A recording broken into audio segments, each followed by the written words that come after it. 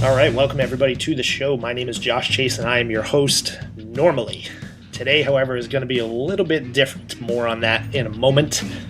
So it is Monday, December 31st. It is the last show of the year, and before we get into the meat of the show here, I just want to first say thank you to everyone for listening to the show over the last year, and really the last few years. We've got over 25,000 downloads that I know of and that I can track. Some platforms don't give us the statistics on downloads. And to me, that's just amazing. And really, I just want to say thank you guys. Thank the audience. I really can't thank you enough because without those downloads, without you guys listening, there's really no point in me doing this. So normally at the start of a new year, we make some predictions. And I'm going to do that on the next episode. But for this one, I really just wanted to offer one real prediction or really a promise or a commitment. And that's really that I want to get back to keeping the show and the schedule of the show consistent. We went sometimes weeks or even months without an episode in 2018. And there's just so much going on in the sport now, whether it's here in New England or throughout the world of obstacle course racing.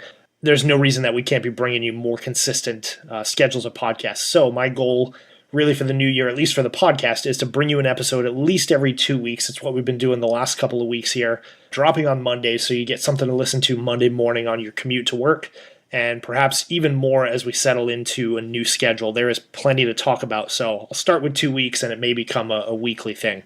So last thing, before we get to the episode, you can keep up with everything going on by following us on the usual social channels. That's at Any Spottins on Instagram, or the Any Spottins community on Facebook. And even though you may not live in New England or the Northeast region of the US, don't ever hesitate to follow us on Instagram or join the community. We're really just about enthusiasts of the obstacle course racing sport. So one other thing I've done is I've launched a new Ocr Community Server on Discord. If you're not familiar with Discord, it's a new communication platform. Uses text messaging, voice chat, push notifications, and right now I'm updating that with OCR news, any ongoing race discounts and sales that are going on. We've got a growing group of folks there, keeping in touch during the downtime and the winter months here. If you'd like to join in, you can visit bit.ly/OCR Discord. There's a Discord app that you can download to use it to stay in touch. We've got some race directors on there that you guys may recognize. We've got some media personalities, some community members from NES and around the obstacle course racing community and around the world. And it's a great way to stay in touch with folks in real time. If you're like me, it's tough to stay kind of up to date with Facebook. The algorithm doesn't show you all the stuff up to date, right away. And I just find Discord easier to use. And it's a great place to post news and updates and keep everybody kind of in the know. And starting in the new year, we've got some giveaways that are going to be sponsored by some of the bigger OCR companies out there. So drop in if you haven't already. Again, the website is bit.ly/OCR Discord. You can do that on your web browser, or you can download the app in iOS and Google Play. So on to the episode. So a couple days ago, Heather Bode from Ocr Come and Run decided that she was going to host an OCR Roundtable Discussion amongst several of the prominent podcast hosts out there, and I include myself in that, but I'm more humbled just to be included with the audience here. So we've got Heather Bode from Ocr Come and Run, myself, Matt B. Davis from Obstacle Racing Media, Mike Stefano and Caitlin Ritter from Obstacle Racing Adventures, and we were supposed to have Mr. Will Hicks from the World's Toughest Podcast, but he was busy watching Mary Poppins, so he did not make it onto this one. But there is more than enough great content here. We spend about 90 minutes talking about 2018's year in review. We cover all kinds of topics from the big name guys. And then once this is done, next week, like I said, we'll get into our local predictions and my kind of goal setting and predictions for the new year. But I want you guys to take a listen to this one. It's a great podcast. Heather Bode did a great job mixing this. So let's hear from them and us. At the end, leave us a review. Let us know what you guys think, and we will talk to you soon. Okay, so let's dive right in. We're here with Matt B. Davis, Josh Chase, Caitlin Ritter, Mike Stefano, all greats of the OCR podcasting world, and we are here for a roundtable discussion. Welcome, guys. Woo-hoo. Hello. Good evening. Hello. Soon we will be joined by Will Hicks as well. But there's so much to talk about. End of the year, 2018, it's been a big year, another big year in OCR, and we are the people that follow it the most, arguably. So let's just jump right in. So let's start with discussing some of the new things we saw this year, starting with the Spartan age group podiums. What do you guys think was Spartan's goal with this, and do you think it was successful? Anybody, just start. Josh, you look ready?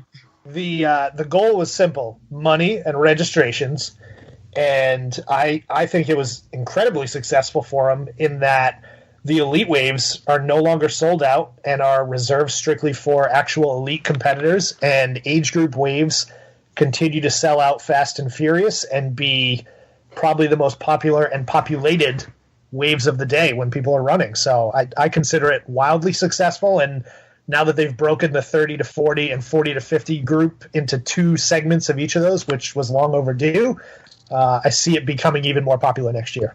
It's interesting that you use the word choice. It's reserved for the elite, because I would say the elite waves still are not reserved for elite runners. It's actually done this weird thing, because I stay mostly running in elite. It's done this weird thing where all of so you have your A, B, and C level elites, right?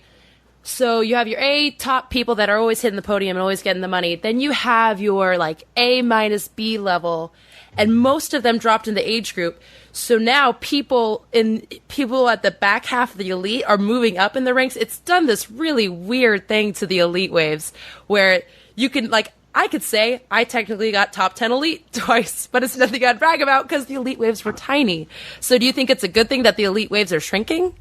All right, hang on. So what you're saying is people that were, let's say, 6 through 10 in elite dropped to age group, and that meant the people that were 15 through 20 in elite didn't drop to age group? Because why wouldn't they? People who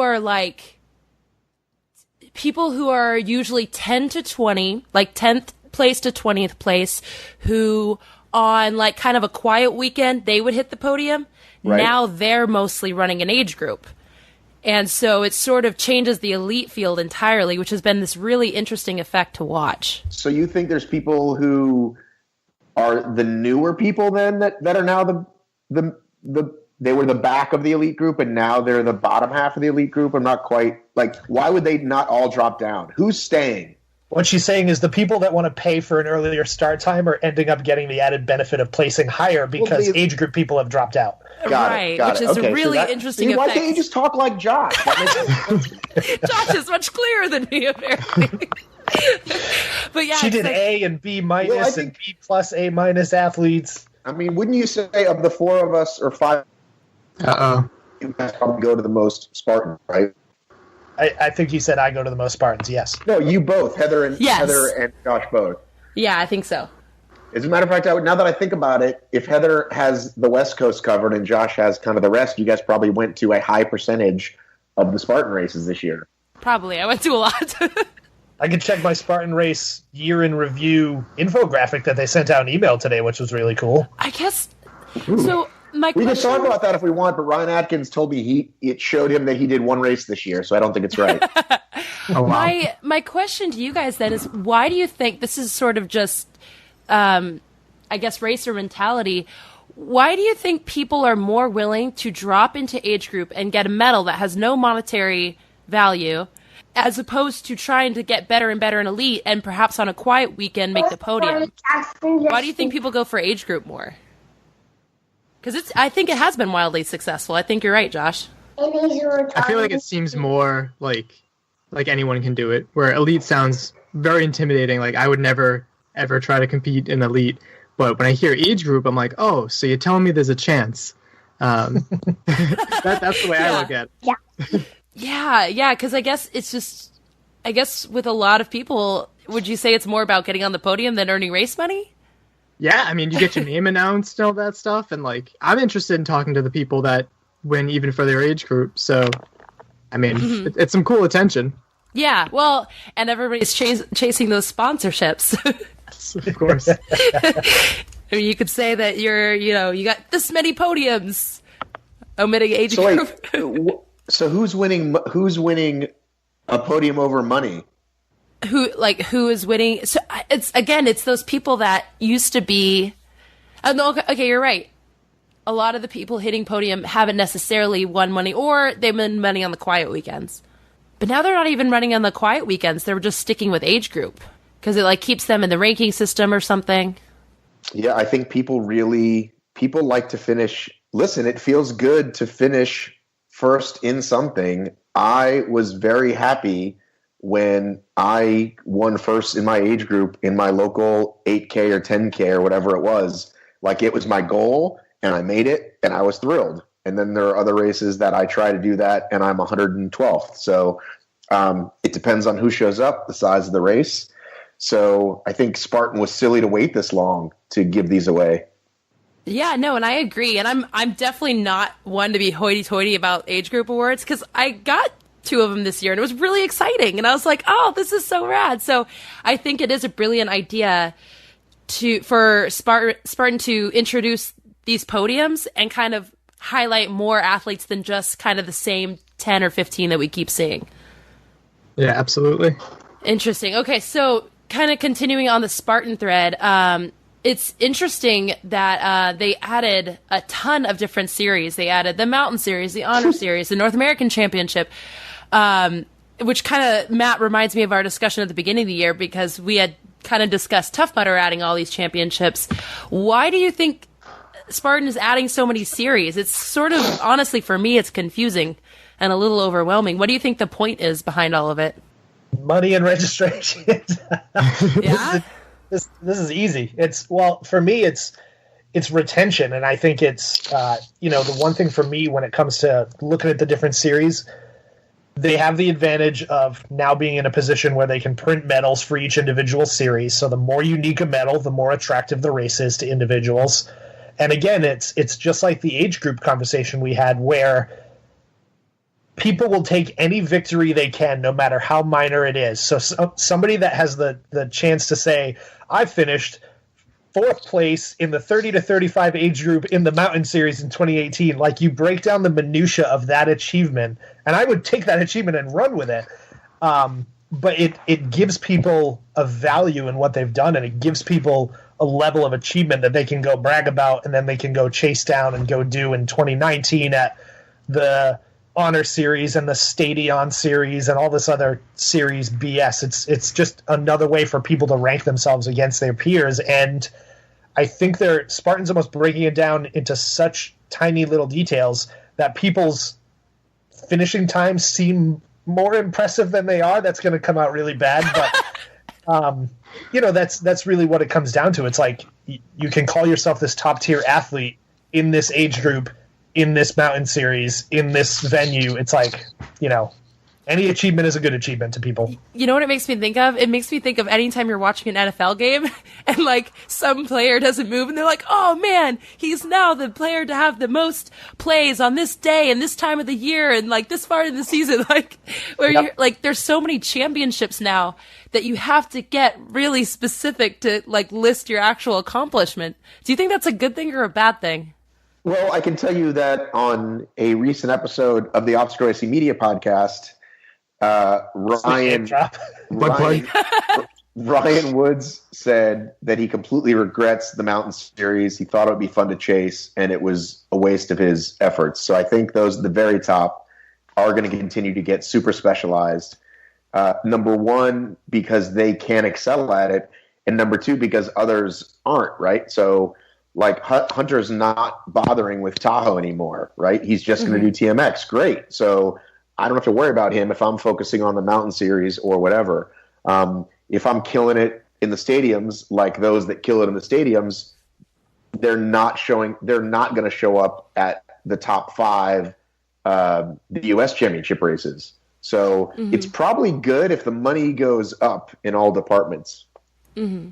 Yeah, I think it definitely provides an incentive to focus on one instead of being great at all of them. I mean, you can compete in all of them, but if you're going against someone who's just focused on, say, the Stadium Series, you're going to be at a slight disadvantage. So I think that definitely incentivizes people focusing on one rather than all of them. Yeah, it's interesting. There's already sub-genres of the sport emerging, but I feel like this splits it up even more beyond just race format. Yeah. And I think that there are so many of them, and I don't know if they've been entirely clear as to like what's what. So it seems very messy to me still, but it is still kind of relatively new. So hopefully they'll do a better job in 2019. Well, the problem, though, is still this concept of what the season is or isn't, right? So Spartan did a really bad job this time around. They waited till December to announce their championship series, which begins in February, right? Now, everybody sort of kind of knew that March, April is when it starts, but February is pretty early. And when you wait that long to announce, it's just kind of not the best thing to do for your sport. And then, great, that's in February. Well, the championship is still in September, the end of September, right?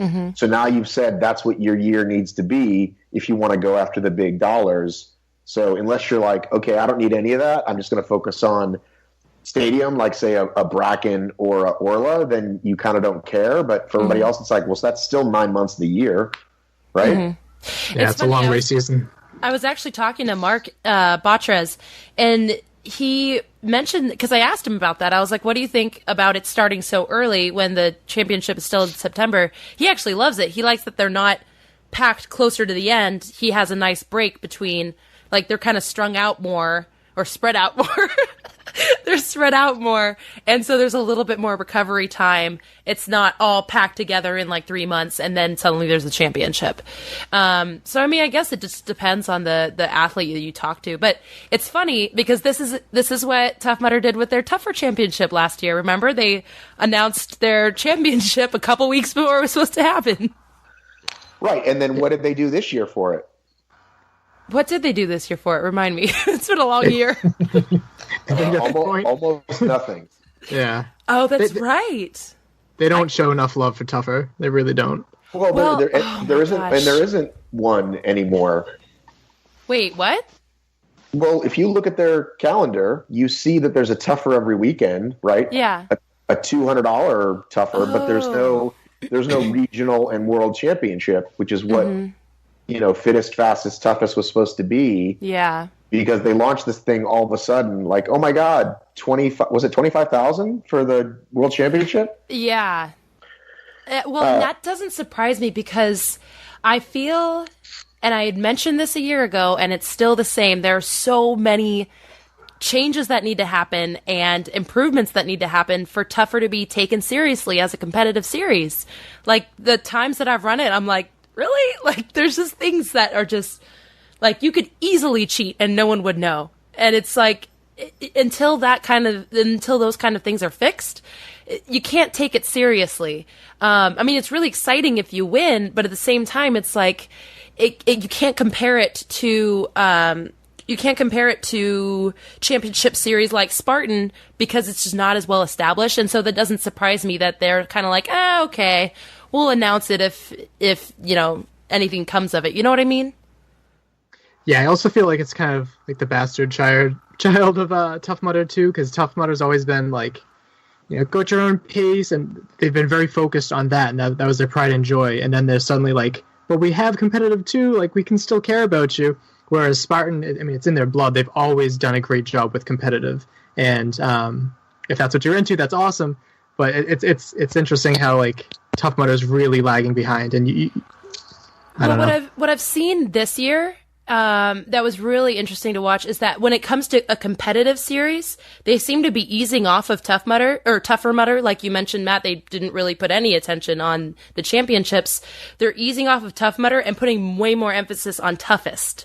They seem to be putting a lot of time and energy. So they still have a competitive series, and I think it's going to get even bigger and badder next year with the 12-hour format. What do you guys think? I'm waiting for Caitlin to speak. She's just staring at her phone. Right? When are you running your first competitive Tough Mudder event? Well, I'm having a difficulty because I just got the new iPhone and I need to charge it and have headphones at the same time. So I'm like, oh, I know that struggle. Charger, headphones, one in, one out. I have to keep it muted when it's not on the headphones. So I'm struggling a little bit. Do you have a computer? Not with me. Oh, no, I do, but I don't have headphones for it because this headphone jack. I used to hold the reign for least technologically sound podcaster, and you have taken the reins from me. Well, I didn't think about it. I was like, I'll just charge it while I'm on the Skype call. Then I go upstairs to my room, and I'm like, can't charge and have headphones at the same time. Did you pay attention to any of the Tough Mudder stuff, like all their changes? That's kind of what we're asking about. Well, no, I can hear. And I heard Josh ask when I was racing competitively, and I'm not. No, Yes, you are. you are. You're running World's Toughest Mudder, remember? Right. I That's wish people would competitive. stop spreading those rumors, but I think Mike and I might do a 2-person relay for Toughest East, so maybe that will be my debut. Yes, do it. Yeah. Should be fun. Well, Yeah. okay, speaking of Tough Mudder, let's briefly discuss the dreaded 2-loop format. Why do you guys think it was such a colossal failure, which I totally called? Why do you think it failed so badly? Who wants to run the same thing twice? I don't. What did we say? What did you and Adam and I say? I don't remember. I didn't get to listen to the full episode. I was listening to it very Hang on 1 second. River's going to ask you guys a question. Come on over here. loud. Okay. What's your guys' name? What's our our names? What's It's very your muffled. I'm Heather. I'm Josh. name? Mike? Caitlin? It's a really good way to introduce all the voices too. Right, yeah. 20 minutes into the episode. He's pointing to you, Mike. Oh, Mike. I met you, Mike came over to the house. He was in your kitchen. dancing with Emma, did a secret handshake with Jackson. He's pointing to you now, Caitlin. Oh, hi, River. It's Caitlin. Remember we snuggled on the couch and we watched TV? You're not very memorable. Obviously not. Yeesh. Okay. You can edit that part out. Heather, So- do you edit your podcast? You can edit that part out. I do. Oh, that's cute. I'll just edit out the big long pauses. So I remember someone saying that like someone's gonna do, like a newbie is going to do like the first lap, and then like they're gonna be lazy and tired, and like when they finish their first lap, they by the end might as well stop, get a beer, and be done with it. Was that what was said on your podcast? I remember someone saying that. Yeah, because we were not very optimistic. I Rightfully certainly so. wasn't. And I don't think that ever happened because I think, Matt, you had mentioned that, that, you know, it's going to increase the chance of people just wanting to stop. I don't think that ever happened. But I mean, I heard from people who it was their second time. So not quite first timers, but this was their second Tough Mudder. And they were like, yeah, last year was way better. We did not like how it was set up. Just because it's what Caitlin said. It feels like you're running the same course twice. And then all like the funness of it and the newness starts to wear off, especially if this is your first or second Tough Mudder. And you're like, okay, when is this going to be over? So I think that's probably one of the biggest reasons. And the worst part is they tried to spin it as something good, right? And this community is, if anything, we can see through bullshit. Yes. So when they go out and try and spin this as like, oh, it's so great, we're going to have more obstacles packed in because it's less course, bullshit. Like, just admit that it was a move to save money and to build efficiencies, which you could have done, but you tried to spin it into something that obviously it was not. Wicked. And at the World's Toughest Brunch, they even like admitted, they were like, yeah, that was a terrible idea. We think like, what's better than one scoop of ice cream? 2 scoops of ice cream. What's better than 1 lap at Tough Mudder? 2 laps. And they're like, yeah, that was terrible. Like, we fessed up that was not a good choice. And they accepted booze from the crowd, which I Yeah. think definitely Yes. helped. And we also Instagrammed like the booze, and Tough Mudder HQ like reached out to us on Instagram and was like, yeah, we know, we boo at us too.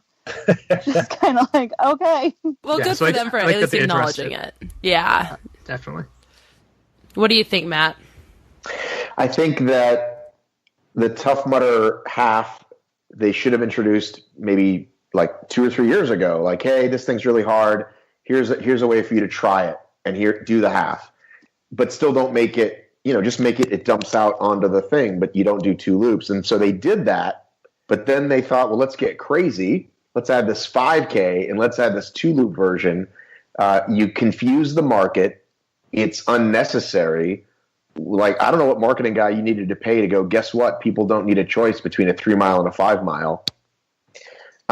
So to me, it's such a no-brainer, but I think we say, a lot of us that pay attention notice that these companies do some great things and then they do some complete head scratcher facepalm things. I mean, Warrior Dash is about to do the same thing. They've launched a 1 mile version of their 3 mile race. So who is that for? No idea. Yeah, I think that's a good call. Speaking of those formats, one thing I kind of wanted to talk with you guys about was, I mean, I don't know if this is a thing with other new sports or other companies, but one thing I find really, I guess the word is prolific in OCR, especially last year and now this year as well, is these race brands are pumping out new championship series, new formats, all these new changes, and there's so many at once. Why do you think I mean, yeah, there's like the money and the money and people signing up and all that stuff, but do you think it's necessarily a good thing that they're pumping out these ideas so fast that in Tough Mudder's case, they're not even thinking it through first?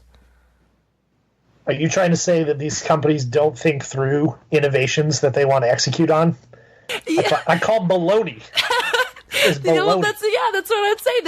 They're like, hey, it's like this weird manic rush to have the latest breaking news and the latest announcement. Like, hey, we're trying this thing. It's like, it feels like it's coming like faster and faster. Yeah. So we talked a little bit about it a year ago, Matt, and it hasn't seemed to slow down. And if anything, it's picking up. Like, you see it with OCRWC now, you see it with Warrior Dash, you see it with Savage Race. Like, is this a good thing or a bad thing, I guess, is essentially what I'm saying. Apparently I stumped you all. Take that one. Come on, Matt. As a racer, it's a good thing, right? Because every day we open up our phones and we go to social media and we want to see something new. So, but it's like, most companies think if you're not at the top of somebody's feed, you're at the bottom, right? So let's throw something out there. I don't care what it is. And again, not to dunk on Spartan, but Joe DeSena put up his end of year video saying, hey, should we get rid of burpees? Like, there's no reason you had to do that. There was absolutely no reason. But he's like, well, I got to put out another stupid video. I'm on vacation and there's no races happening. So it's like, the goal is like, just spit it out. So that way, when that person opens up their phone 10 minutes after they already opened it up, and I'm speaking for myself, right? I'm constantly looking at news that Spartan Race is at the top of my news feed. And they were, just for the wrong reasons. And you know what it was exactly almost a year ago was the 50 burpee thing that he was saying. Oh, I'm going to change it to 50 burpees. I don't think they were ever going to do it. He just wanted people to talk about it. Right. Do you think the Spartan crowd is finally starting to see through his like BS statements? Not the hardcore people. A lot of the comments are, they're not doing anything. This is a publicity stunt. So, I mean, they're definitely seeing through it. But I think Spartan is probably still pulling in the most new people, though. Oh, yeah. But they're still not thinking long enough terms to not burn those people out so quickly with stupid shit. But something Spartan is doing is working because they're proving to be the long-term.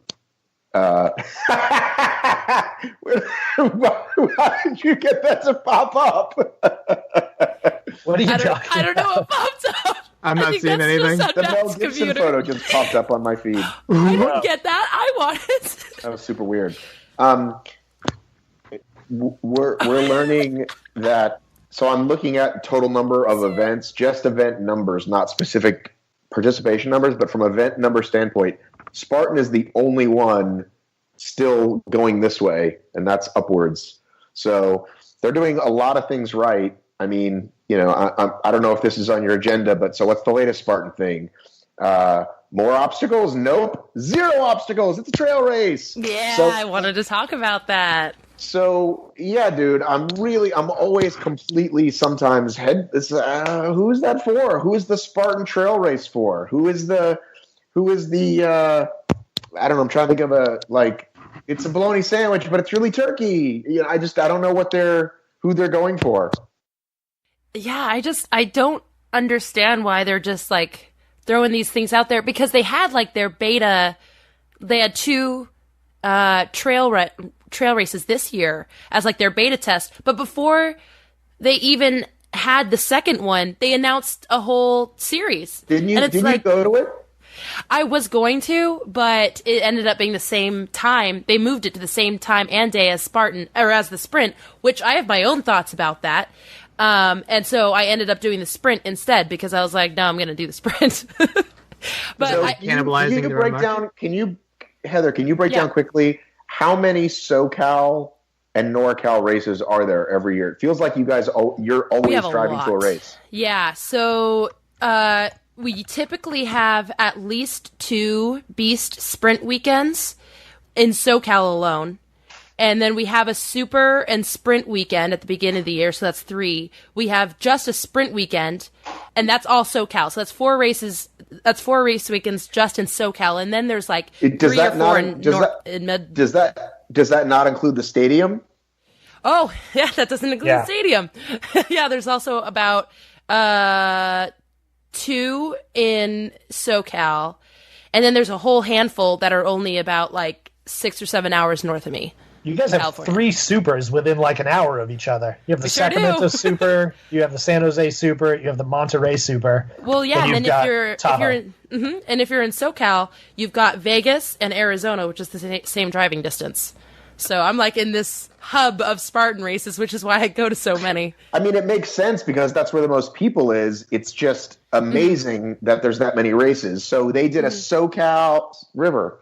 They did a SoCal sprint on the same day as a NorCal trail. Is that what happened? Well, it was so they were all along they were planning to have the trail race at Castaic Lake where the sprint weekend was going to be. However, when they first announced it, they gave the wrong date. They announced December 1st, which is the week first, and the week before. So everybody, including myself, got really excited. We're like, "Oh, cool! We're going to try this new thing." And then a day later, they're like, "Whoops, 30 burpees on us," because it turned out to be the same day as the sprint, and I was like. No, and me and a lot of people were like, no, we're going to do the sprint instead. I know some people that did the trail race, and they said it was okay. But, yeah, I ended up not running it. And I was just shocked that even before that happened, they announced the trail series. They're like, okay, we had one. Guess we're just going to run with it. It's just like, it's all these changes are happening at breakneck speed. I'm like, oh, okay. But...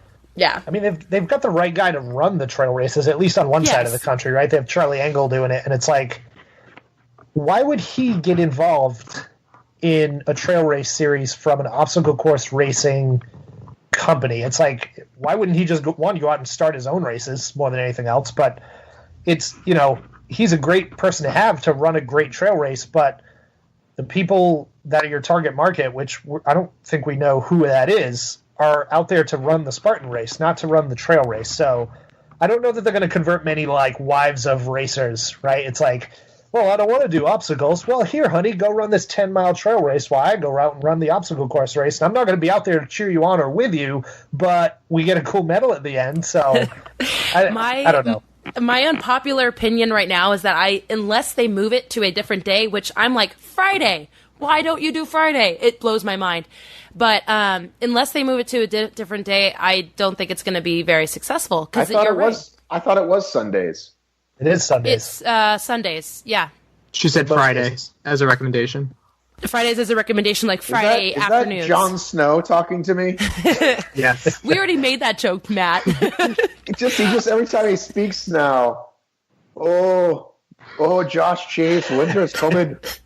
That's Bode. I don't even watch Game of coming. Thrones. I'm not even sure what accent that was. I know, same. John Alban? But yeah, like I know you, Josh and Matt, you guys already discussed this in one of your weekly segments. It doesn't matter. Nobody watches those. It's okay. But I don't think it's going to be very successful because you're not going to convert trail runners. The only people you're going to convert are Spartans to trail running. And even at that, I don't think that's going to happen very much. I feel like you could get a few of the, like, I've come to a couple of these with you, and I'm a runner, so I'll do the trail one. Like, because there are couples that are like that, right? Yeah, true. One, I'm the trail runner, or he does the CrossFit, I do the whatever, but not enough. And if it's on Sunday, then you have to go twice. So then they're not going to do it. Should it be the same day?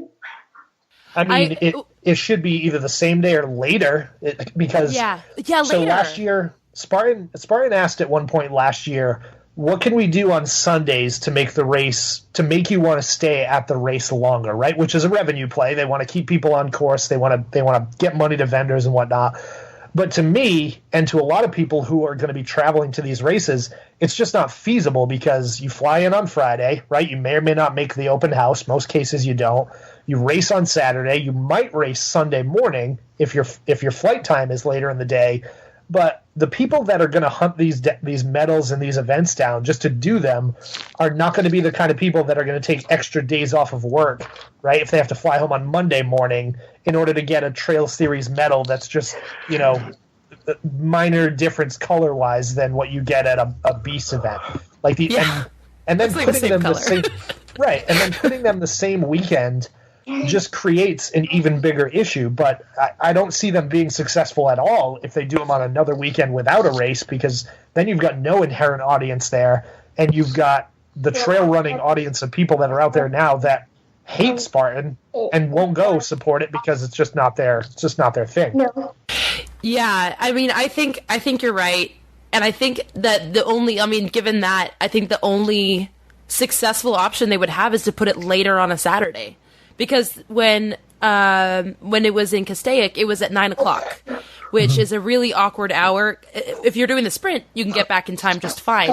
But anything longer, you're not going to get back in time for people to double up, and you're getting more of an audience. So, I think the only way it's going to really be successful, I think it's going to be on like a Tougher Mudder level. I think they're going to get enough. They're going to get enough people to do it. But it's never going to, like, take off and be this huge thing. I just don't see that happening. Yeah, I have to agree. They even had to bow down to the whole, like, people with Seasons Pass are like, oh, could we do it for free? Is it covered with the Season Pass? And they're like, no. And then there was an outrage. They're like, okay, yes. So I don't really know if even they know what they're doing. I'd like it to do well, but I don't really understand how it will. I want to ask our two Spartan experts there at the top of the screen. Well, they're on the top of my screen, Heather and Josh. I'm in the corner. It's really hard. I feel like it's really hard for us to view what it's like because we're so, we can walk in with our eyes closed and know where everything is. Do you think that they're making the festival areas more attractive to regular people? I mean, I only know the new people because they'll come up to me and be like, my husband just left, when will I see him again? And at Tough Mudder it's like, in 4 hours, you know what I mean? But you know what I mean? So like, do you think, I know they're trying, like they have these contests, but I feel like nobody even knows about those unless you've kind of been to a few. What do you guys think about how they've done, especially since, Josh, I know you've been going since 2012 probably, or Mike for that matter too. Like, do you think they've improved that overall? What do you think of the festival areas these days for Spartan specifically? I would say they're better now, but at the same time, I'm not. The festival area for me is essentially just a centralized area where I can meet up with friends, family members, and other people on my team where I race. I don't finish a race and go sit down and eat food or drink beer or this, that, the other. But I don't do that because there aren't many good options out there, to get good food or good drinks at the festival areas. It's always, right, you get piss water beer, right, whatever it is, or you get that spiked hard salsa, which is just god-awful. You might get a food truck, right? And I think if they made the festival areas better, one thing they tried this year is they tried bringing in like a beer garden, right, and throw in like, garden games and cornhole and ladder ball and things like that. So that might be entertaining, but at the same time, most people's priorities when you finish a race is you want to go stuff your face with food. So a lot of people are just going to scoot off the venue and get the hell out of there because they want to change because they're disgusting, or they want to go get food with friends somewhere. So if they want to do anything, bring in better food vendors and bring in a place where a ton of people can sit down and eat, and I'd be all in for it, and I would stick around longer. But beyond that, I don't see any other thing that's really like drastically changed over today or over years ago. So I am a person that definitely takes like an hour to 2 after the race. I get my interviews done. I kind of take care of all that. And then I just that's like my social hour because I work from home. So during the week, I see nobody. So when I go race, I see everybody. And that's when I'm really chatty. And so I spend a lot of time in the festival area. And so Josh, you're right in that one of my biggest complaints is that it depends on the venue, but sometimes, there is inadequate seating, which is the number one way to make people leave. If there's nowhere to sit down, they're like, this isn't worth it. But I will say, for me, from my own perspective, I think it's been getting better. Most of the venues I went to this year had at least two food options, if not three. And they had a really good layout, so it wasn't like super confusing, and it wasn't too big to where people got super spread out and it felt empty. The beer options have been getting better. I think they heard the complaint about, trust me, that sparkling water I was not happy about. But I think over time, I think, Josh, you're right, there's still a lot of improvements to be made. But, oh, man, the festival area experience is so important. So just a few changes, like one more food truck, extra seating, which is those camp chairs and a couple tables. It shouldn't be too terribly difficult. I think that could drastically improve the whole experience. And I had a huge discussion debate with some friends of mine earlier this year about the importance of the festival area, because we were talking about how Tough Mudders was lacking really badly earlier in the year. Maybe they're going to start improving. But I think if you were taking the entirety of 2018, I would say that Spartan's festival area was better than Tough Mudders by far. Definitely. And also to touch on that, I've been spending more time in the venue, whereas I usually don't now that I'm interviewing the elites and stuff. I've been hanging out there more. And not to rub it in your West Coast face, but Savage Race did really good with it this year. Where I want to go. They had like a whole bunch of chairs and like MCs like running games and whatnot. It was just a really, really good time. And exactly what you said, like control your environment. Like you have a bunch of chairs, people are going to sit. If there's nowhere to sit, people aren't going to want to stand around the whole time after they ran a race. So Savage Race did a really good. Tough Mudder, I had some later on in the year, and they were pretty good. The one in Gunstock was really, really good. They had a whole beer garden and lots of seats there. But even Tough Mudder kind of touched on the fact that next year they really want to have their experience there better. So it's nice that they hope to address that. Yeah. Even go ahead. Even at like at World's Toughest, they were like, we're gonna have food trucks, and we're gonna have all this food for pit crew to eat. There was one food truck, and they ran out of food within an hour. So pit crew went from like, okay, I'm gonna eat real food to, I guess, whatever my athlete isn't eating, I'll just finish like his half a brownie and a cup of soup. And Matthew Davis specifically warned them about that. Right? Yeah. I said you got it, because I remember in Vegas at like midnight or 1 o'clock, I went to get food and there wasn't any, and I was like, how are you not serving food for 24 hours? Like somebody could make a lot of money. Some vendor would be happy to bring, a second truck or a second shift of people to feed people. So maybe by now they'll hear me. And again, why? I think they probably heard a lot of people on that one. I've been saying get better food trucks since 2012, when all the races ever did was get some local shitty barbecue. And I'm like, food trucks are a thing. Come and get them. And so, like you said, a couple will come. I think Savage always does well. At the local Savage here, there's always 3 or 4 to choose from. You got the burger guy, you got the taco guy, you got the veggie guy. These people need a place to go to make money. Mm-hmm. And you know what? Yeah. There's a lot of them. The more I think about this, the more it ticks me off. You know when I really suffered the most with food? So when you race, you get a banana, you get a Fit Aid, you get a dirt Cliff Bar. When I suffered the most were the days that I were at the venue and not racing. So when I was there, when I was injured and all I was doing was covering the race, I couldn't get like water consistently. I sure couldn't get a full meal of food that made sense.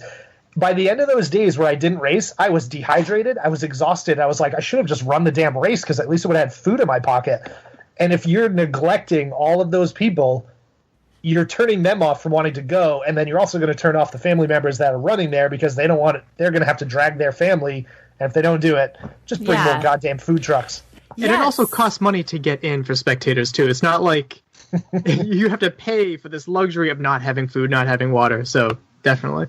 Yeah, and the seating too, because it's a pain in the ass to drag in your own chairs. There's a lot of people who do it, but it's easier if they're just there. But kind of along the line. So there's 2 major reasons why the festival area is so important, and I'm just gonna like summarize the giant debate I had with my friends early this year.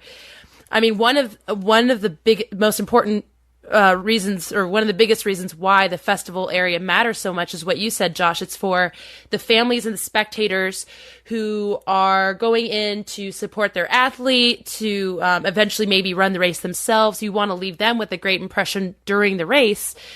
And then another big factor are the racers themselves. So Josh, you said that you don't really hang out afterwards. You sort of run the race, check results, hang out for a little bit, and then leave. I think you're thinking a lot more like sort of a more competitive athlete, which I totally get. You're like, okay, I went here, did my business, I'm done. Like thinking about the open waivers, this is only an event they do 1 to maybe 3 times a year. And it's a big social event, and you want to make sure the festival area kind of encourages that social nature.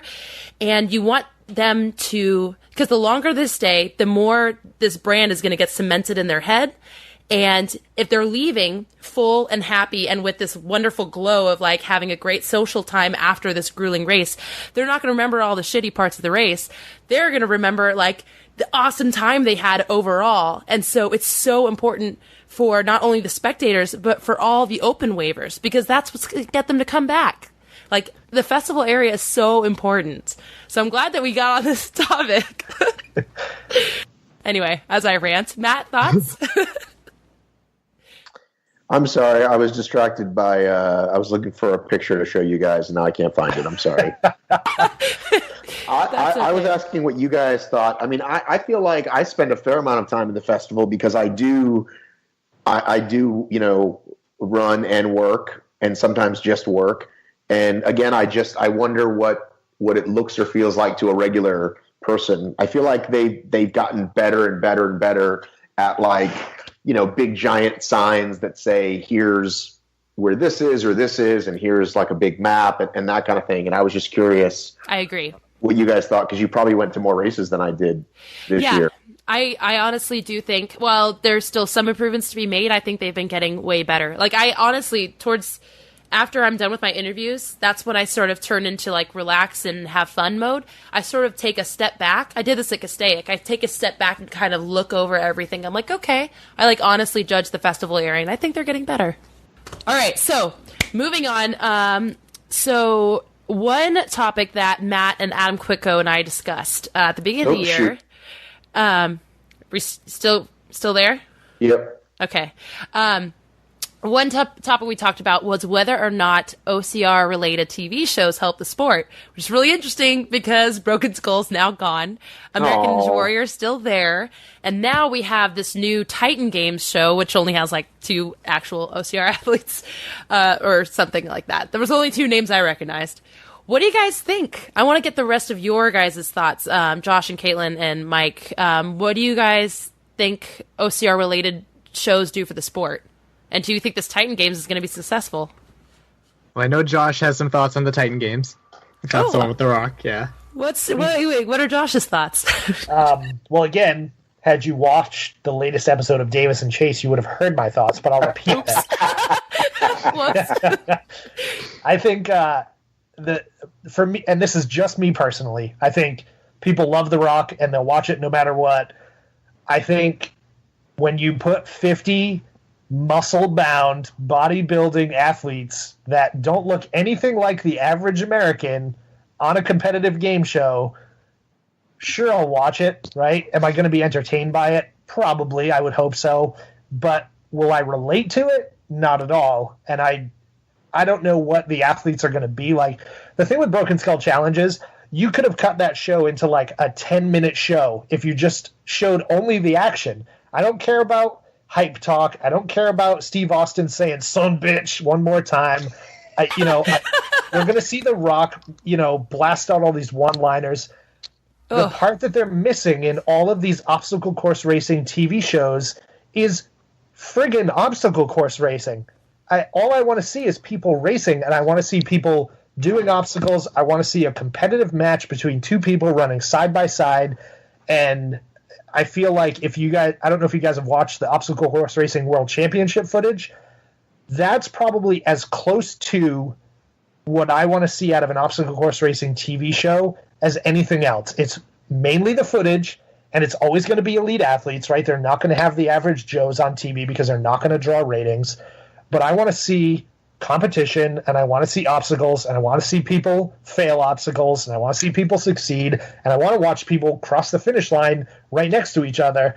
Stop editing these shows to make them seem like competitions when one guy has won by 14 minutes. It's like they made Lindsey Webster at Tahoe out to be this neck and neck competition when it wasn't even close. So that's my 2 cents. Yeah, because, Matt, remind me, is the Spartan Team Challenge show canceled or is it coming back? They did 2 seasons, 15 and 16, and they said it might come back in 17, and then it never did. Yeah, because wait a minute, what year is it now? 18? It's 18. So it was 16 and 17. Yeah. Benny and what's her name won it in 16, Laura, and then 17 was what's his name who was the captain, Ian, but new people won it. It's not coming back. But he now won it. No, it's definitely not coming back. Yeah, so my point there is like there's already a show, American Ninja Warrior, that has obstacles, that has the life stories, that has, people's personal struggles. There's already a show like that. They shouldn't keep making shows that are just little copies of it because then the general public won't care. They're like, we've already got this. I feel like it's a better chance to get more viewership if they're actually put together and broadcast like a sport. Because there's people that watch obscure sports on TV all the time because they're interesting. And obstacle course racing, when it's like cut together, is really interesting to watch. The obstacles are interesting. Sometimes there are those neck and neck finishes. And so I think if it were actually played off like the sport that it is, it would be a lot more exciting instead of just another version of American Ninja Warrior. Well, what if I could show you? What if I could show you guys? If I could share, can I share my screen on here? Yes, this should be a way. Okay. I don't know how. I can show you. There's a little icon with 2 boxes. That's the share screen button. Okay. Can you guys see my screen now? Yeah. Weird. Oh, hey, it's the Titan games. All right. So here's a little preview. What show is this? Titan Games, the one The with Titan games. Why don't you describe what we're seeing? So some women pulling a beam. It's like tug of war. It's tug of war with a pole Through a giant pyramid. Yes, and it's and then the Rock's like, "Oh man, this is crazy." Insert one-liner there. Which, by the way, I love the Rock. Does this little obstacle thing look interesting to you? No. This obstacle doesn't look interesting, but if they're just showing everybody competing on obstacles, that's more interesting to me than watching a 2-minute package on someone's life story. Yeah, I think they show some of that. Here's them at home. Ooh, see, this obstacle looks interesting. She's pushing a wall over, and Giant dominoes. Ooh. oh yeah, some people that I've never heard of. Yeah. Which I can appreciate. Like, I don't know. They A could be woman with decent. no but... neck. Hey, I admire her muscles, man. Push past that. There we go. Everything Yeah. Can you hear it? It's Yeah. time to electrify the Titan Arena. This is Mount Olympus. Could you hear that at all? Did you just say Mount Olympus? They called Yes, it you Mount did. Olympus. Oh. Are you kidding me? Isn't that like, God damn it! what is it, copyright infringement or whatever? Where'd you guys go? We're still here. Hello. So correct me if I'm Hello? wrong, but Ninja Yeah, we're Warrior here. uses Mount Olympus, right? Yeah, that's like their final big pinnacle obstacle.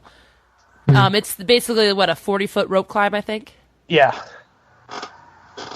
Interesting. Yeah, so these 2 women are going up 2 separate ramps, and they have to push these giant blocks up and over, depending on the block. And yeah, this is way more interesting to me, like this race between these 2 women doing these obstacles. I don't think Matt can hear us anymore. No. I don't know. I for one, I'm not big into watching TV, and I'm pretty bad at catching the things when they're on, but I was really grateful for World's Toughest Mudder being aired, though, because my clients that I work with, they're like, "Oh my god, you did this!" And then they told me like the whole story, and I'm like, "Oh yeah, like you got what it was." And Yeah. I heard nothing but really good things about that. Well, I mean, some people complaining about, "Oh, it wasn't cold enough," but it was. I thought that was really well done. I still have to watch the special. It aired while I was Oh, I have to re-invite Matt. It aired while I was gone, so I haven't seen it yet. Yeah, Going back to that show that Matt was just showing us, if they're trying to appeal to like a younger crowd, and like I'm just speaking for myself and people I personally know, so many of us don't have cable that like we're never going to watch that. True. And like this, You Josh millennials. is shaking his head because he works for Comcast. it's true though. That's Like right. Sorry. we even like last night at Oops. dinner, my parents and my brother and I had like a huge discussion about like them wanting to get rid of cable, and I feel like that's not a show people are gonna be like, oh, like I still have DVR it and watch it later, like use So- the NBC app to watch it later. So, what did you guys think of those kind of like American Gladiator-ish obstacles? I like it. I think it looks interesting. Like they're big, fun showcase like obstacles, which the public likes to watch. I think the public would rather watch 2 women, 2 men race on that than 10 minutes about their lives. Right. We're probably going to see a little bit about their lives. Right. I haven't watched enough of that little screener to know. But yeah, hopefully they'll minimize. I'm also noticing Heather has huge arms. Are you, Me? do you exercise? I do. It's Who has a little weak. It's a little weak. Who has the most tattoos? Josh, I think I do. I got a little muscle. Mike Stefano, how many do you have?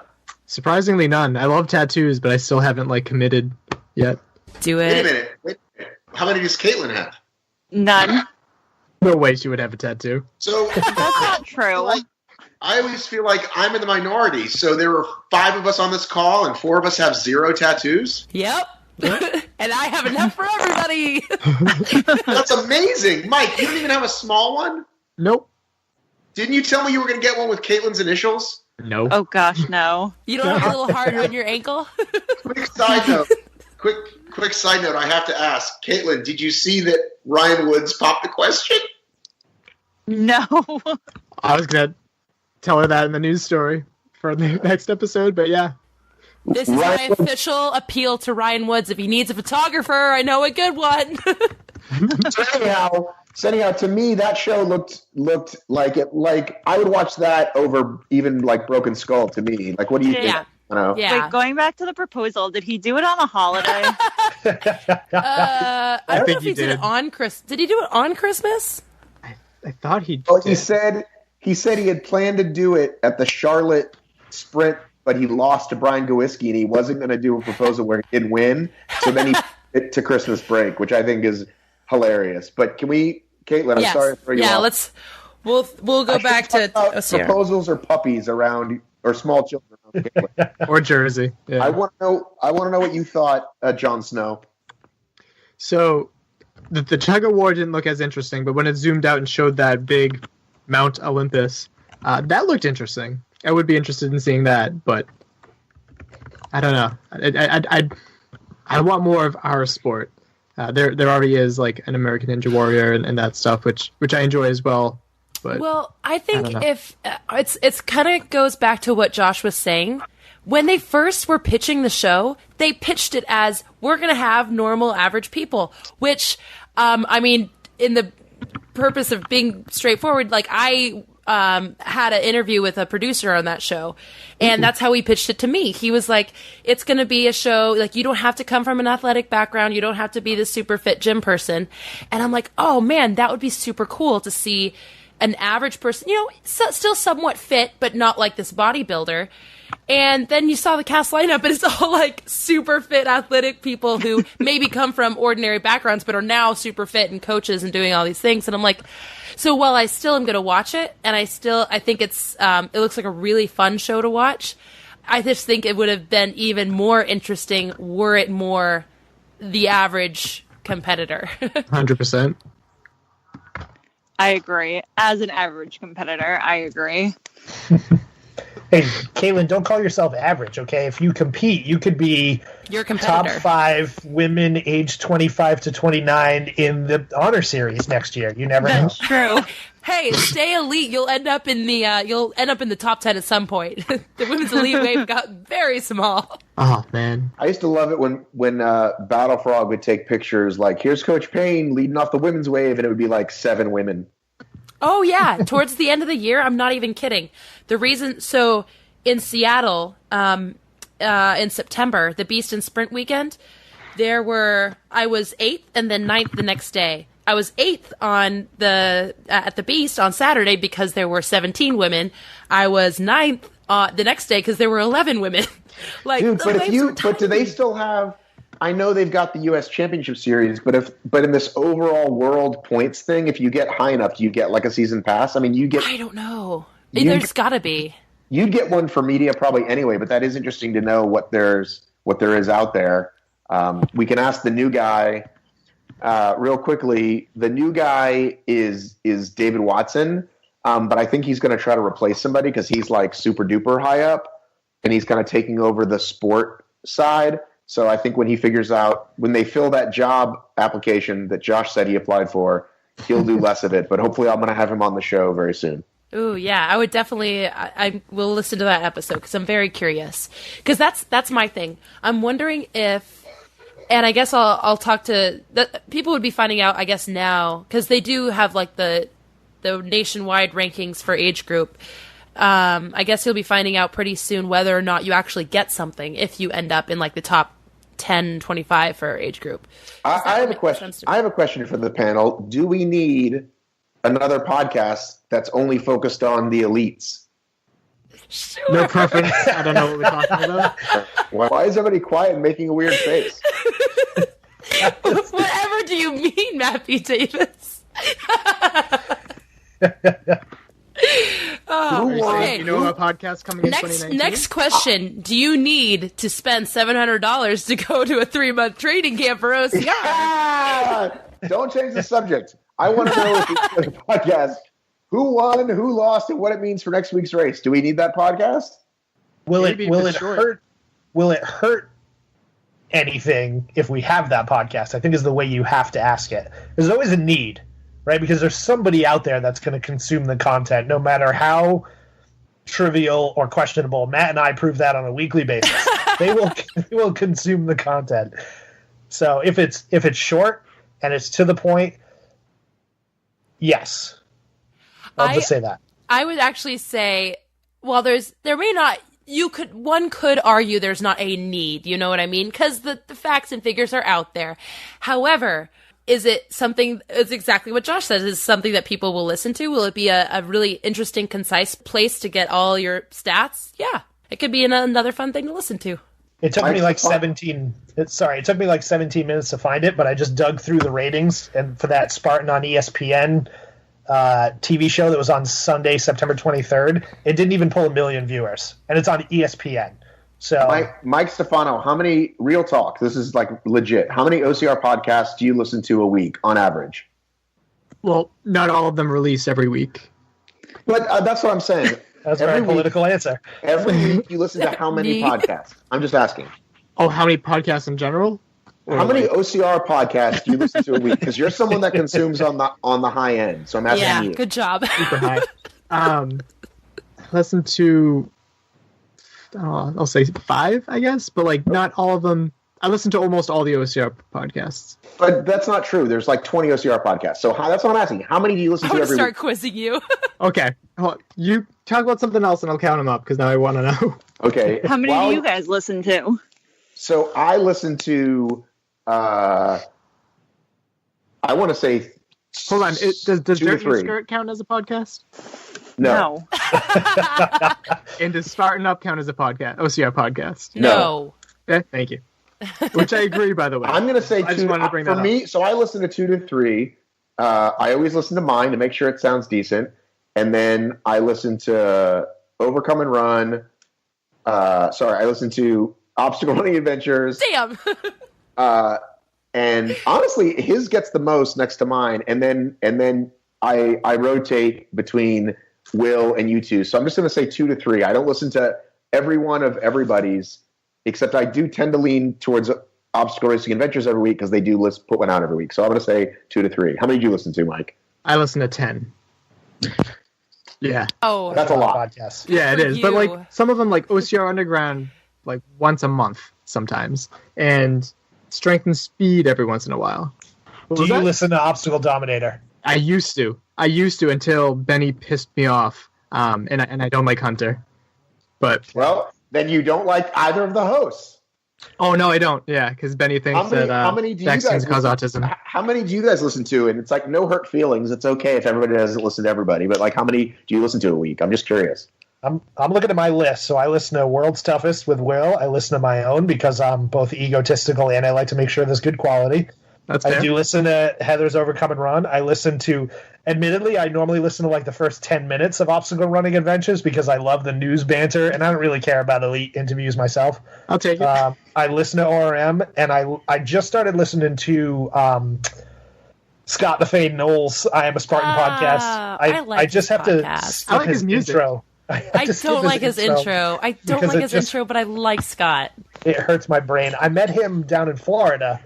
Oh, you and did? I told him, love the podcast. I think he was like taken aback by it for a second because he didn't really know how to respond.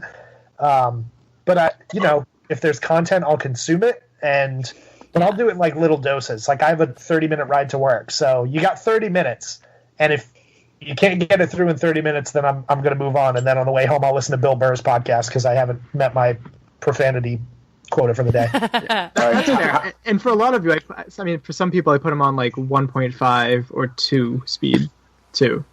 But yeah, everybody gets to 1.5 except you're pulling up Brian Adkins. What?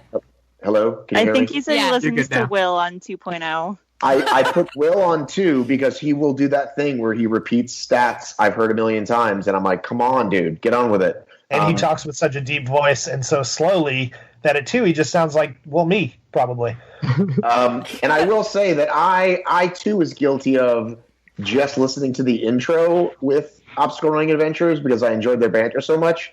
But now I listen to the whole thing if I put it on at all because I like it. So there you go. You've grown on me enough that I listen to you, and you never know. And you never know when Caitlin's going to come on and say something ridiculous. So, all right.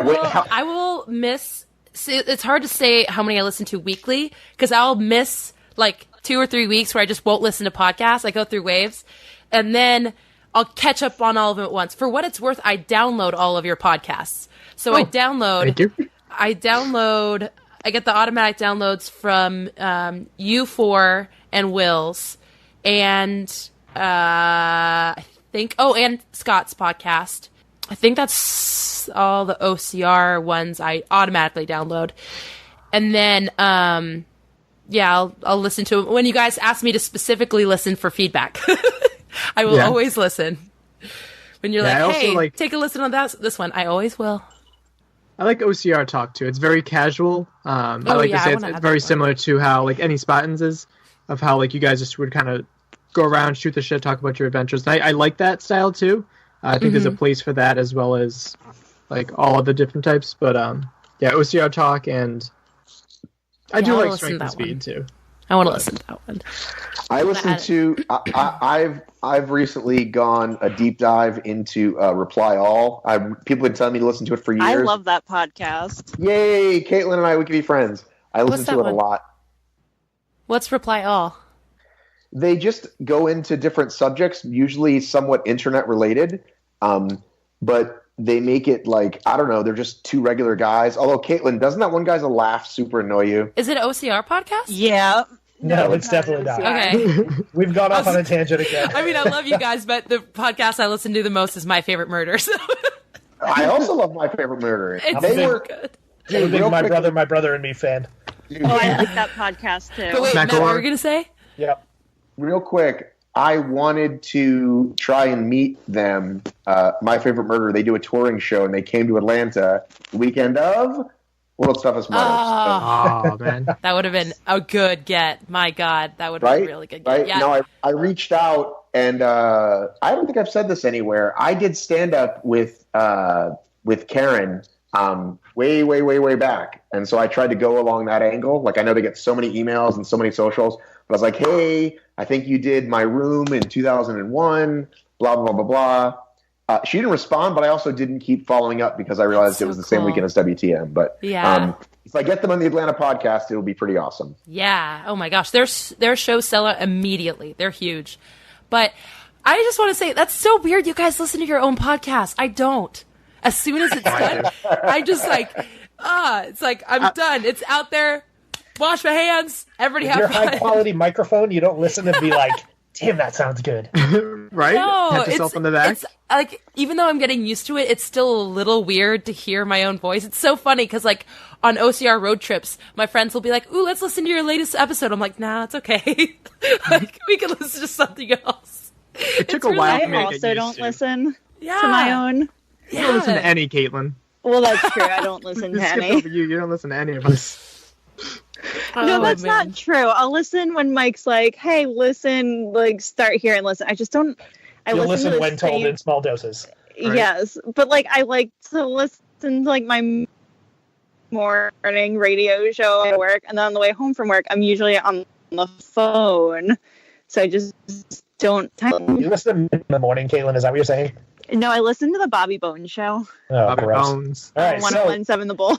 Heather, let's take this one back. What else you got for us? What? Oh, yeah. Okay. Let's see. I'm kind of like circling back to OCR, which is the whole point of this whole podcast. Let's see. I think we covered, honestly, most of the biggest topics I wanted to talk about. It's so funny. Every year, like, I kind of made this note. It's fascinating that certain things change dramatically, like Spartan adding a billion series and Tough Mudder with experimenting with the 2-loop format, and other things that just continue to not change, like OCR in the Olympics, which will never happen. Like, I can't wait for that topic to just die, because every year people talk about it, and every year nothing happens. Yeah. What are your thoughts? I think even if it does get in there, it may not be in the way that we want to see it. Right. Yeah. You won't see anybody rolling in the mud or carrying sandbags at an Olympic event anytime soon. No. Nor should you want to. And if your goal is Yeah. to get obstacle course racing into the Olympics, you are so far outside of the common theme of what everybody else in this Yeah, if your industry name- wants. If your name isn't DeSena or Ian Adamson, I don't think you're putting much energy into it. I will say that I want to be the sportscaster for NBC when it does get to the Olympics, so that's the only thing that I can hold out for. But other than that, I don't think our sport needs I'm already it. an employee of NBC, so I call dibs on that, okay? Hey, you need female voices. Get me and Caitlin in there. Yeah, right? Well, if you're already an employee of NBC, how come you don't have this amazing screener of the Titan games that I have? Because they can't show favoritism to employees, so they got to get the outside folks in here. I have to go feed my children, guys. Wait. Before we go, seriously, last thing. It's what I wrap up almost all of my interviews with. I wanted to go around, ask everybody, what are your big goals for next year, whether it's podcast, racing, or both? Matt, let's start with you. Okay, and then I'm gonna feed my kids. Yep. Funny you should ask that, Heather Bode. I have a relationship with a guy that could help me do a lot of cool things. What are you guys laughing at? You just took a long pause after This is that. like in the actor's studio. It just got really serious. Just the way you worded it. I have a relationship with a guy. This is how Stacy found out. Sorry, keep going. I'm Yes. very curious. I think he's talking about me. I have a relationship with a guy that's not Josh Chase, Okay, good. and if that guy could help me launch a show or multiple shows, for example, me and Stacy do some kind of relationship or marriage Yes. cool thing show, Yeah. and or I mean, I'm just going to say this out loud because I've never said it out loud. I connected with this guy from my football team when I was little, and like we can't find our coach, and we thought we'd do this story. It's one of those cool sports, how we've all changed since we were kids and what it meant to us. And I have a lot of cool story ideas, and I'd like to do more of it. Shit, I And love that idea already. I Yeah. do love that idea too. see, but you know what it's like. You guys hear me talk about it. I'm trying to feed the kids on the OCR dollar, let alone start 5 other companies, right? So, racing wise, I want to pick more A races instead of just half-assing it. So, Toughest Philly is on the docket. In Ultra there somewhere, and that's my more to come. But that is what I'm thinking about for 2019. Excellent. Mike, you're next. All right, I actually pulled up my 2019 goals for OCR-related ones. I think I should take myself more seriously and train more, and hopefully have less injuries next year. And I'd love to get an OCR age group podium somewhere, whether that be like an easier race or Spartan, we'll see. But if I could end up on a podium, I think that'd be really cool to really reinvigorate my love for the sport in a different way. I also want, because I need a goal for World's Toughest Mudder. I originally said 55, but then my sponsored athlete, Javier Escobar, said, you have to bump it up to at least 60. Yeah! So, yeah. Oh my goodness. I just want to finish that and be in less pain after, because I'm still having weird injuries, injuries that I thought I was recovered, and injuries are flaring up more, and so I want to be less pain after that, and I just want to be. I want to do a handstand. That's a weird one that's too. A good one. That's a good specific goal. Yeah, so that one, it's clear. I'll know if I did it or not, and I really have to work on upper body this year. So excellent, Caitlin. My biggest goal is running a half marathon. I actually signed up for one probably a week ago. Yep. And I don't want to come in last. So that's the goal. You the won't. biggest fear. I once thought the guy behind me was in last place at a 5K. And I ended up running my fastest 5K ever because I thought it was just me and him. There you go. And I guess a 12-hour toughest. Yay! Good. Awesome. Good. Probably in Philly, so we'll see you there, Matt. No way! Yeah. Yeah. Party in Philly. Josh, you're gonna do Philly? I think Philly conflicts with something else, either vacation or a race. I'm not sure. What's the date of Philly again? I'm It's pulling it May up. 14th. It's the weekend of Preakness. Oh, it's did you say the weekend of Preakness? Yeah. That is an odd reference that I will not get. I mean, I know it's a horse racing thing, but it's not like I know the weekend off the top of my head. I'm sacrificing my racehorsing weekends for my toughest weekends. Good. Wait, what is it? May what? It May is. No, it can't be May 14th. That's I a don't think 18th. 18th. 18th. I have a wedding, that's why. Yeah. Caitlin races. Caitlin, you follow horse racing? That's the Big Bear. Just Big Bear that one. beast. She had one great experience, and she hasn't shut up about it in 2 years. It was the best weekend of my life. Hey, horses are great. Did you get laid or something? No, but I was one horse away from the trifecta, and it was super exciting. Okay. I know where else you can get a gross. All right. Circling back. Josh, what are your goals? It's funny because I have my goals on my phone, and I don't know if you can see this. There's nothing That's there. as far as I've gotten so far.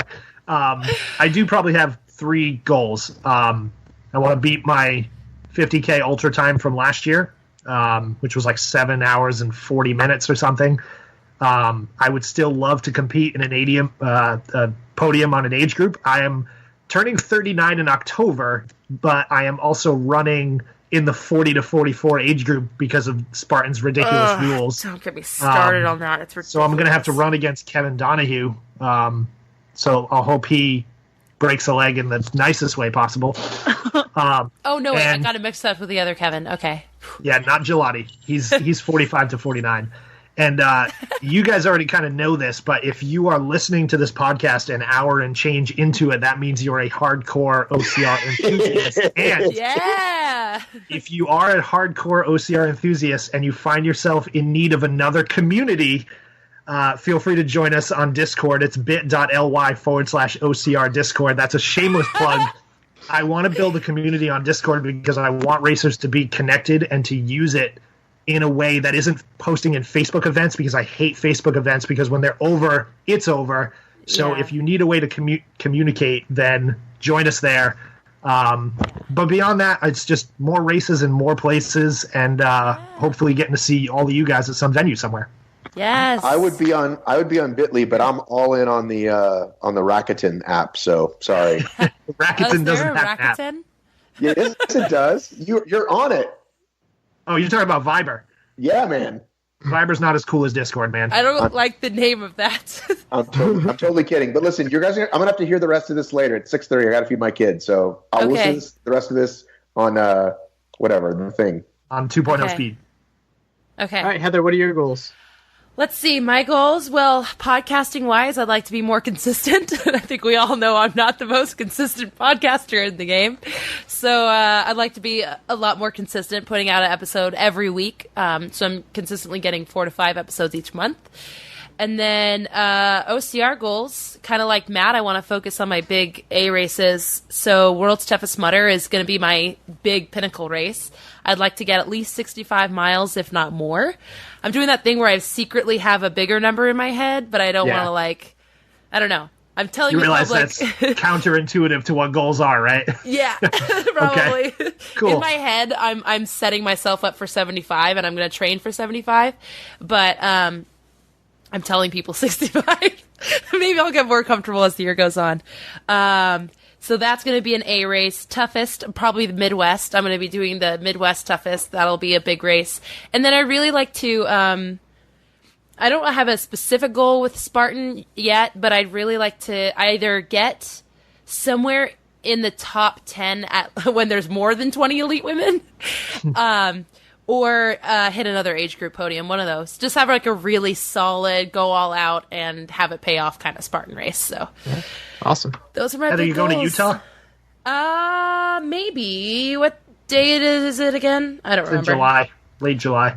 I'm going to try, yeah. I think I have that date open. I think I have it on my calendar. I loved that race last year. I thought it was excellent. And so if I can make it again, I am definitely going to. It was a good one. Yeah. Wait, you were in Utah in 2018? Yeah. You were too, right? I was. I don't even think we were Yeah. really like friends then. So No, not really. We weren't right. chatting that much yet. You weren't in the text I wasn't chain in the yet. know. Yeah. But yeah, I really like that one. So I'll hopefully be back out there. I think it's shortly after I have a lot of races. I'm doing Ragnar Zion next year, so that'll be Nice. awesome. Yeah. Ragnar Zion's the same weekend as Ragnar Cape Cod, which is like a staple for us. So I can't do that. I gotta do that this year. Ragnar would be so much fun. Yeah. I'm really excited. It's going to be intense. It's like the Ragnar Ultra, so that's only teams of 4, and we have like 30 miles each between all 4 of us, and so it's going to be like, it's going to be an intense race, and I've got a lot of big mile races this year. It's going to be very intense. Awesome. All right. Awesome. I think that kind of wraps it up. Unfortunately, Will never texted, so Will is not going to be part of this episode. He is not allowed to list this on his Still podcast watching Mary feed. Poppins. Yeah. So before we go, Josh, you already kind of gave a shout out to the Discord thread. Is that what you call it on Discord? It's an app. An I don't know. I don't know. No, it's a Discord server. That's what they call it. Server. Okay. But I'd like Josh, tell listeners where they can find you, and then after that, Mike and Caitlin. Yeah. Josh. So our podcast is the Any Spartans Show podcast, and I'll spell it because it's very difficult to spell. It's SPAHTENS. Think like you're Mark Wahlberg from Boston, and you're saying Spartans. You can find it on just any podcast platform, whether it's Apple Podcasts. Do me a favor, though, and download Overcast because it's a far better podcast app than Apple's podcast. Visit our website, which is nespartans.com. Join the Facebook community, even if you're not from New England and you just want to get a group of like-minded individuals. And you can follow me on Instagram at JoshInHD. Sweet. Right. And Caitlin? Mike and Caitlin? Go ahead, Mike. No. Come on. If you'd like to hear more about our members. No, just kidding. We are on Spotify and What's the show? iTunes app. What else are we on? Well, what's the show? What's the show title? That's a good place to start. Obstacle Running Adventures. Oh, good job. You get it right. Okay, I messed it up one time, okay, and E-Rock threw me off. This is a good sample of what you Yes, can I was expect from the gonna say. Obstacle Racing Oh, Adventures totally. podcast. Yeah. Yeah, wherever you find your podcasts, and on the OCR report. I'll have to plug that too. Well, Matt's not here. Oh, yes, the OCR report. We're also on Oh, yes. Instagram and Facebook. Yep. But Instagram, more importantly. Yeah, Instagram's the better of the social medias. By And far. is it at Obstacle Running Adventures? Yes. Yes. Yep. Perfect. And you can follow our personal accounts too, which I've had huge success with at the number 8 Ritter.